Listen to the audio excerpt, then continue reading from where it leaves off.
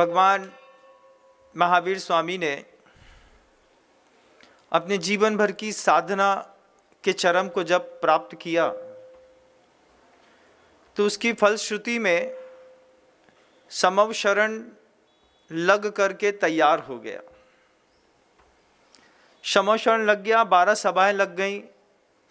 सौधर्मिंद्र ऊपर से नीचे उतर आया, कुबेर नीचे उतर आया।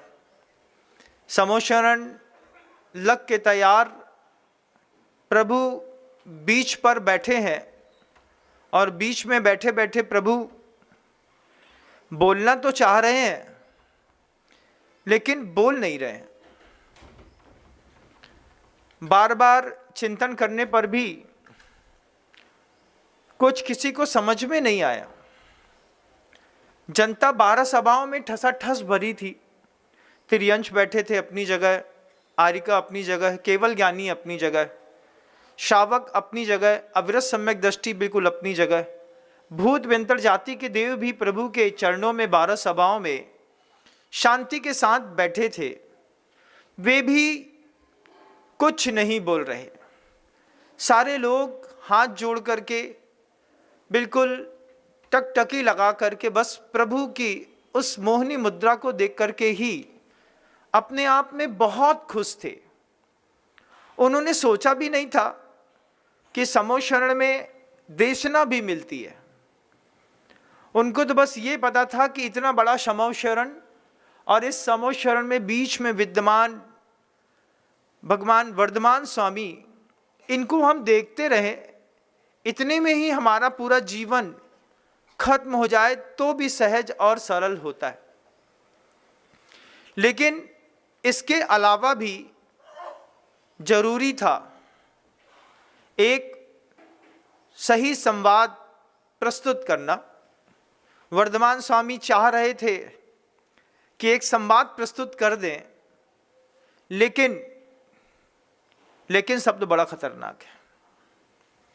लेकिन चाहने के बाद भी मैं सोचता हूं, कई बार अपने आप को जब मैं समझाता हूं तो ऐसे ही समझाता हूं, मैं सोचता हूं कि वर्धमान स्वामी भी उस लेकिन में फंस गए। वर्धमान स्वामी बोलना चाहते हैं लेकिन 66 दिनों तक प्रभु ने एक शब्द नहीं कहा। कितनी समता रखी होगी प्रभु जी ने।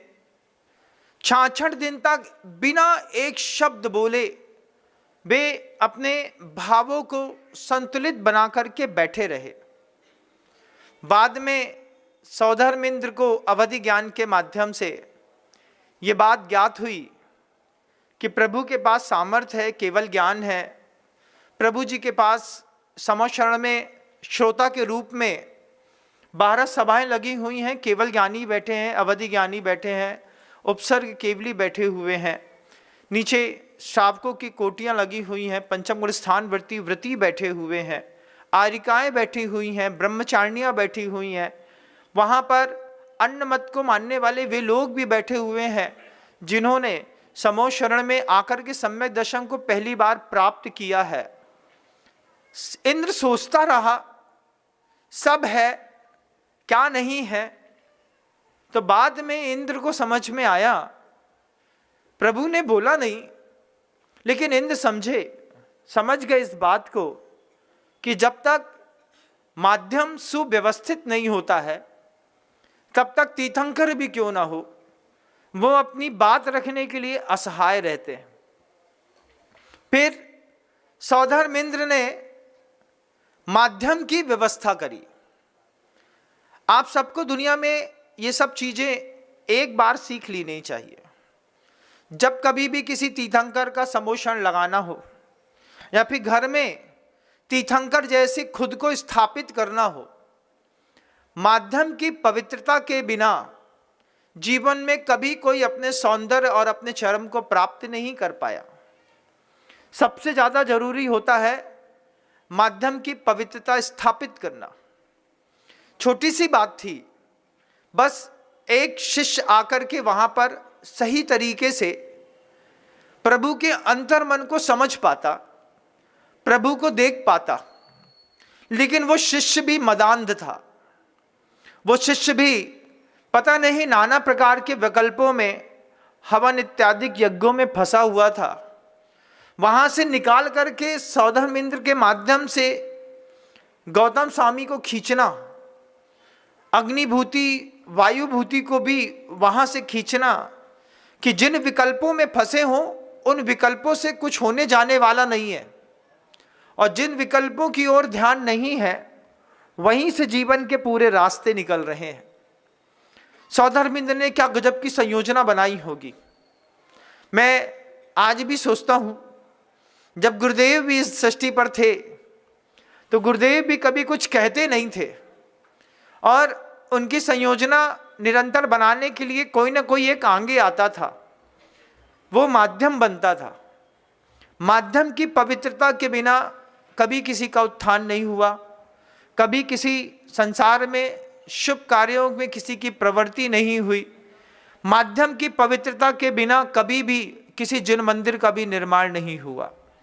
जिन मंदिर तो बहुत दूर की बात है, एक मनुष्य का निर्माण भी बिना माध्यम के नहीं होता। संसार में जो कुछ भी अच्छा होता है ना, उसके लिए एक अच्छा माध्यम चाहिए पड़ता है, और जब वो माध्यम ऐन वक्त पर दूषित हो जाए, वो माध्यम ऐन वक्त पर विकृत हो जाए, तो सबके पास तो भगवान महावीर स्वामी के जैसा केवल ज्ञान तो नहीं है, छद्मस्त ज्ञान है। छद्मस्त ज्ञान होने पर जब माध्यम खराब होता है, निश्चित रूप से कुछ ना कुछ विकल्प तो आप लोगों के मन के अंदर आता होगा। आता तो है, महाराज क्या करें, अच्छा सोचते हैं, अच्छा कर नहीं पाते। अच्छा सोचते हैं लेकिन अच्छा कर नहीं पाते, फिर बाद में एक चीज बोल देते हैं, कर्म का उदय बहुत तेज है। ऐसा बोल करके जो लोग पल्ला झाड़ते हैं, उनको इस बात को समझना चाहिए कि जब पुरुषार्थ के चरम पर पहुंच करके सब कुछ कर लो, उसके बाद भी जब संयोजना न बन पाए, तब समझना कि कर्म बहुत तेज है। लेकिन कुछ लोग ऐसे होते हैं जो पुरुषार्थ के नाम पर शून्य होते हैं।